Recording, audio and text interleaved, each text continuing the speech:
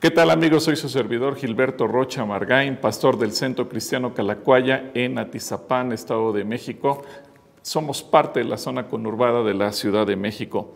Esta tarde yo quiero compartirles acerca de lo que es la ideología de género, un término desconocido para mucha gente, pero que es muy peligroso por cuanto comienza poco a poco a invadir la mentalidad de mucha gente, incluyendo las leyes que están a punto de promoverse en nuestro país. Romanos capítulo 12, versículo 2, dice el Señor: no imiten las conductas ni las costumbres de este mundo, más bien dejen que Dios los transforme en personas nuevas al cambiarles la manera de pensar.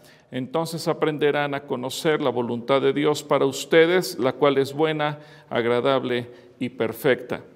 A lo largo de la historia, ha habido frases, ha habido filosofías que han tratado de cautivar al ser humano.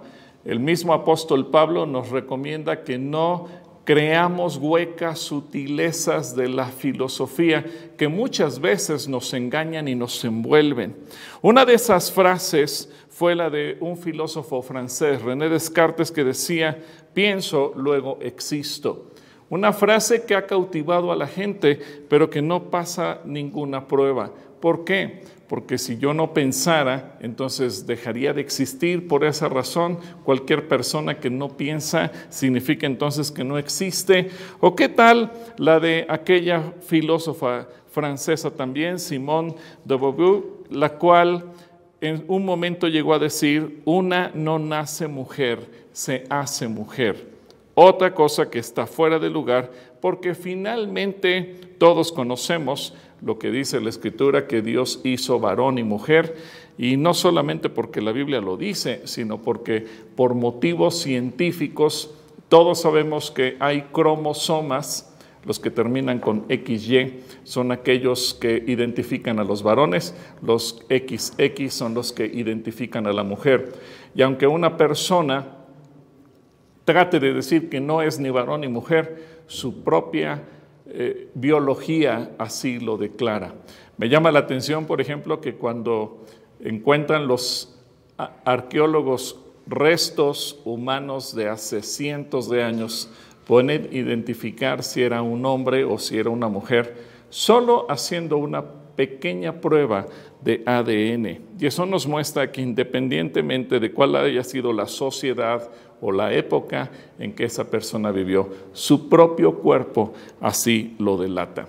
Ahora, la ideología de género pretende hacer creer a la gente que no nacemos ni varones ni mujeres, sino que nacemos de una manera neutra y que definir el sexo masculino o femenino es cuestión cultural, cuestión de educación, cuestión de costumbres. Algo que es completamente absurdo. Nosotros como iglesia estamos dispuestos a recibir y atender a cualquier persona con cualquier tipo de problemática, cualquier tipo de preferencia que pudiera tener, y esto incluye todos los seres humanos del mundo, más allá de los problemas que pueda tener a nivel físico, emocional, espiritual, sexual, etc. Eso es respetable, pero lo que no podemos aceptar es que esas personas intenten imponer un estilo de vida, intenten imponer su forma de pensar y se legisle y que se les dé no solamente los derechos que todos tenemos, sino más allá de esos derechos. La iglesia restaura a cualquier persona que tenga cualquier tipo de problemática, incluyendo las sexuales, pero no podemos aceptar que eso se imponga sobre nosotros ni sobre nuestros hijos. Así que quiero explicarte rápidamente lo que es la ideología de género, cómo es una conjunción de diferentes ideologías. En primer lugar, la ideología social, esa lucha de sexos entre hombres y mujeres. Esa lucha que nació hace muchos años cuando la mujer estaba consiguiendo igualdad de derechos que el varón, por ejemplo, para poder votar, elegir a las autoridades, los derechos de la mujer a estudiar, los derechos de la mujer a que si trabaja percibe el mismo salario que percibe un varón. Con eso no tenemos ningún problema. El problema es enfrentar al hombre y a la mujer y verlos como una lucha entre dos tipos de personas, como si las mujeres estuvieran en contra de los hombres o los hombres en contra de las mujeres. Pero de ahí se cuelga la ideología de género ahora para decirnos que no solamente hay un género o dos géneros, sino que hay miles de géneros. De hecho, la ONU hoy en día lleva registrados más de 150 géneros. Todos sabemos que una mujer, sus cromosomas son XX, que un varón, sus cromosomas son XY, y eso es lo que nos identifica.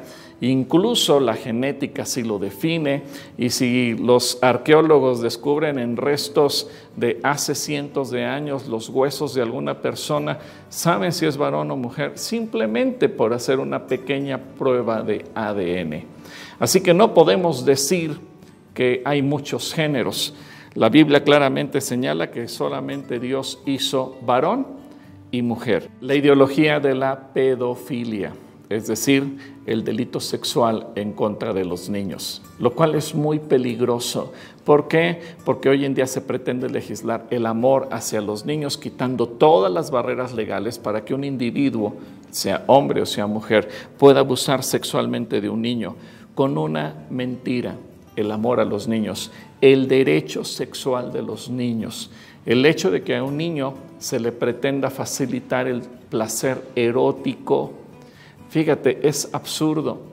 A un niño no lo puedes tocar hoy en día porque las leyes los protegen, pero se pretenden mover esas leyes hablando de esos derechos y que un individuo está cumpliendo con el interés superior del niño y de proteger de esa manera una violación. En tercer lugar, la ideología antivida, la ideología neonazi.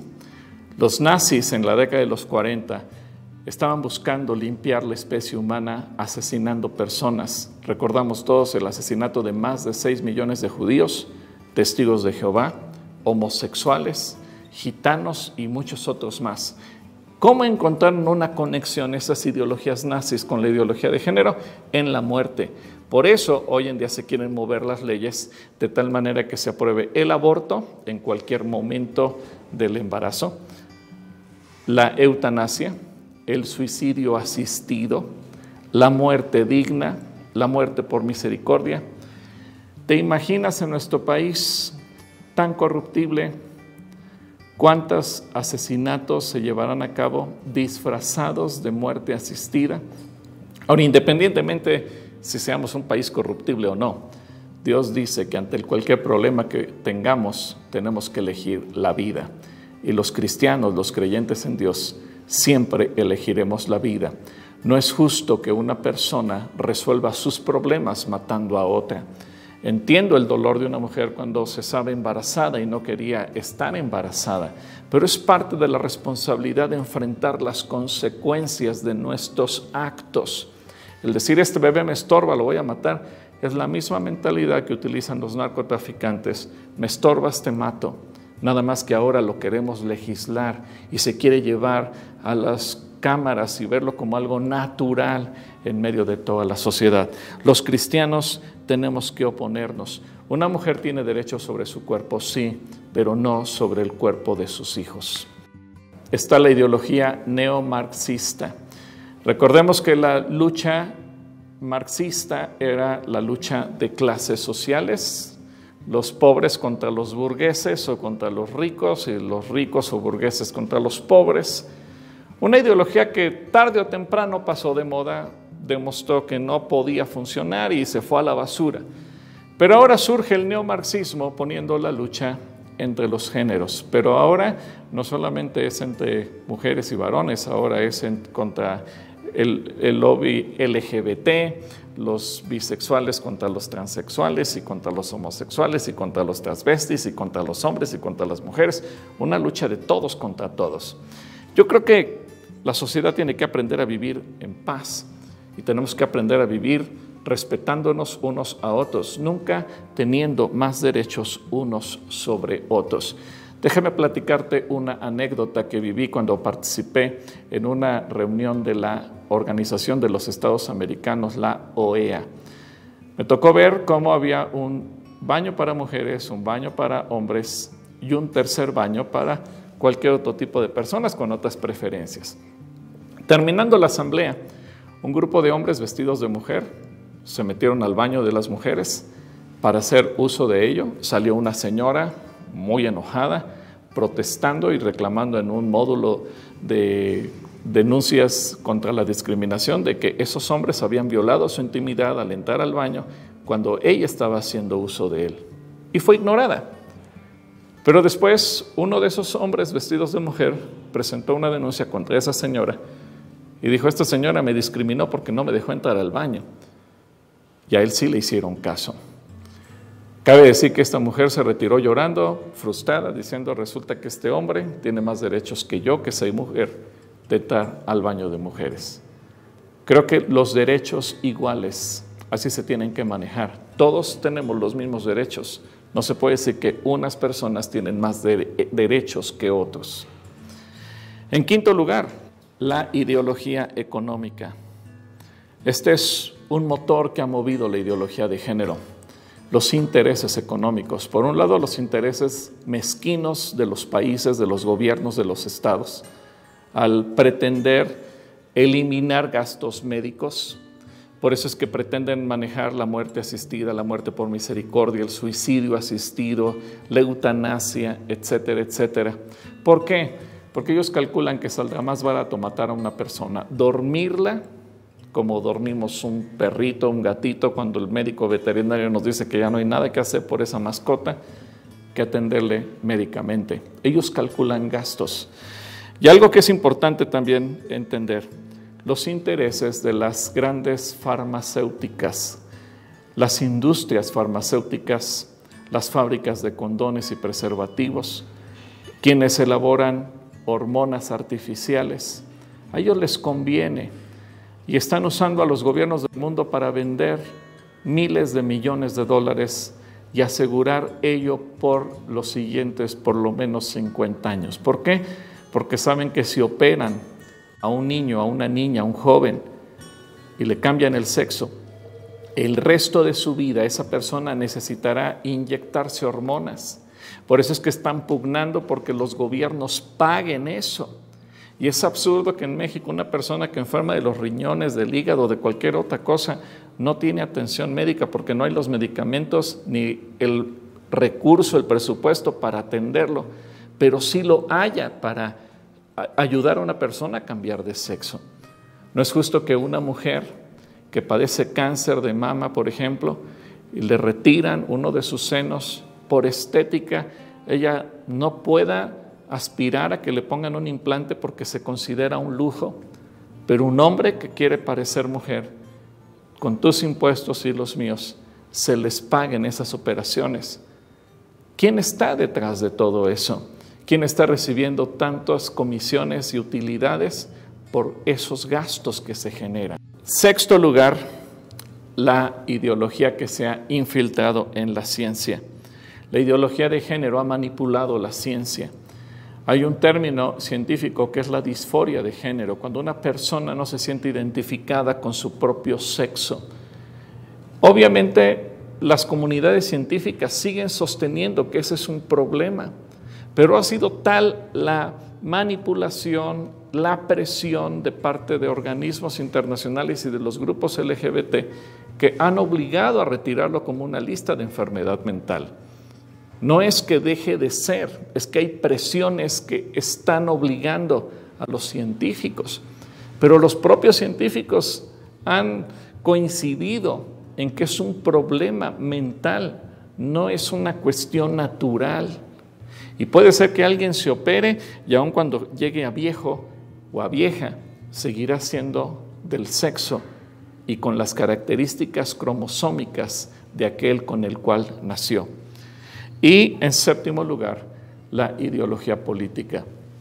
Ha sido tan brutal el avance de la ideología de género que hoy en día los políticos de prácticamente todas las naciones de América Latina y el mundo entero lo han adoptado como algo propio. Yo no sé si están recibiendo comisiones económicas de parte de las grandes farmacéuticas que están promoviendo todo ello, o si lo hacen por ignorancia, si lo hacen porque no saben de qué se trata o porque no lo entienden.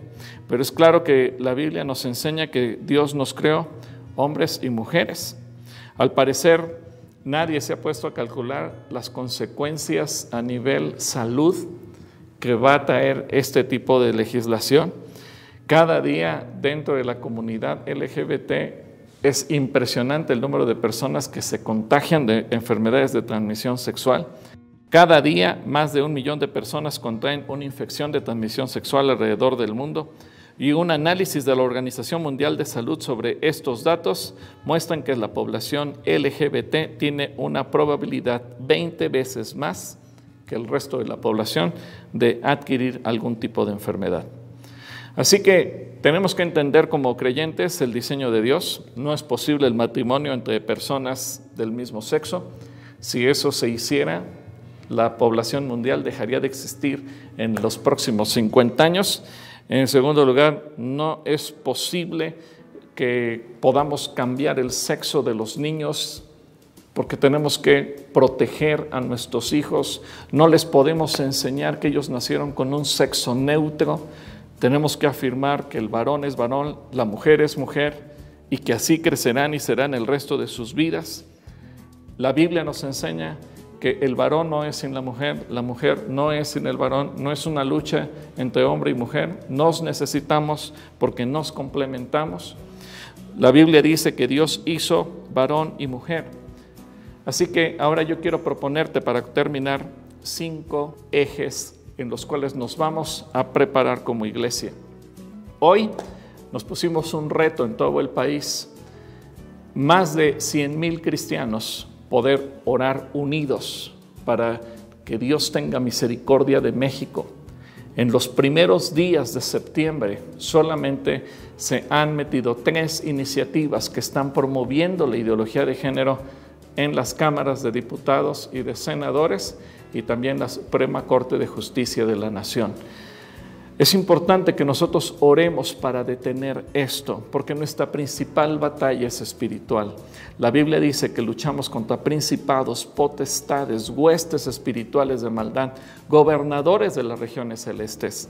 Nosotros no vemos a los seres humanos como nuestros enemigos, entendemos las entes espirituales contra las cuales luchamos y por eso es que estamos orando. Y nuestra meta es llegar en los próximos meses, en reuniones de oración nacional, a más de 1 millón de cristianos. En segundo lugar, necesitamos difundir en los medios y en las redes sociales qué cosa es la ideología de género. De hecho, se va a elaborar un cómic que lo va a explicar y yo te voy a pedir, por favor, que tú lo difundas a través de tus conocidos, de tus amigos, de tal manera que podamos verdaderamente posicionarnos como iglesia.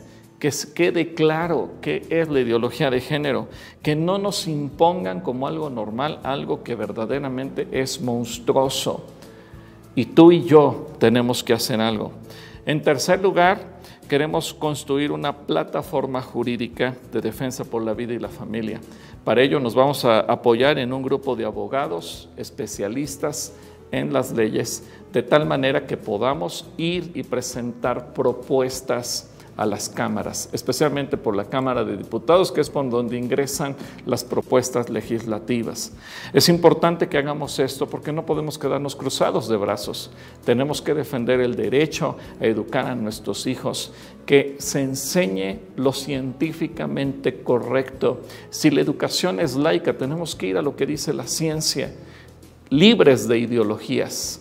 El decir que una persona no es varón ni mujer, sino que nace con un término neutro, es una ideología semejante a aquellas leyendas o cuestiones religiosas, dogmáticas que no se pueden probar. La ciencia dice que solamente hay 2 sexos, hombre y mujer, y eso lo vamos a defender desde el punto de vista jurídico. Queremos cabildear, es decir, negociar con diputados de todas las facciones políticas, senadores de todas las facciones políticas, sentarnos con ellos, mostrarles lo que es la ideología de género. Yo estoy seguro que muchos de ellos están obedeciendo ciegamente lo que les marcan las cabezas de sus partidos políticos, pero ignoran lo que es la ideología de género e ignoran las consecuencias nefastas que traerá sobre nuestra sociedad. Por eso es que tenemos que sentarnos, abrirles los ojos, explicarles, enseñarles para que ellos, antes de emitir un voto, piensen en sus hijos y piensen en sus nietos. Quizás esta va a ser la parte más complicada, la más difícil, pero la tenemos que intentar. Y por último, se tiene que difundir esto a nivel nacional en todas las iglesias. Yo creo que muchas veces los cristianos hemos sido tal vez ignorantes porque no sabíamos de qué estaba pasando. Tal vez hemos sido indiferentes y pensamos que eso no nos afecta.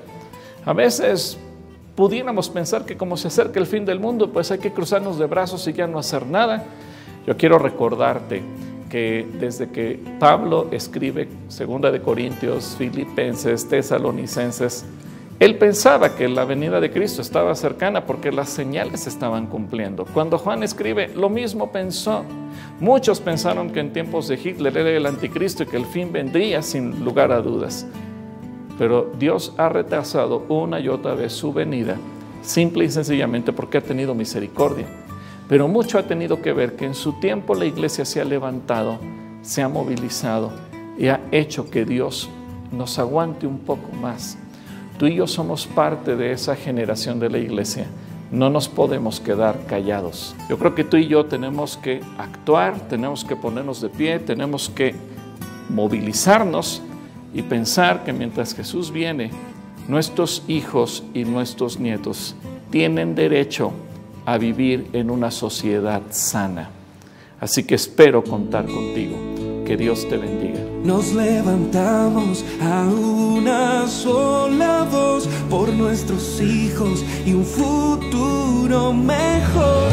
Nadie va a cambiar ni a confundir lo que en casa papá y mamá solían enseñar. Toma mi mano, es una realidad. Unamos fuerzas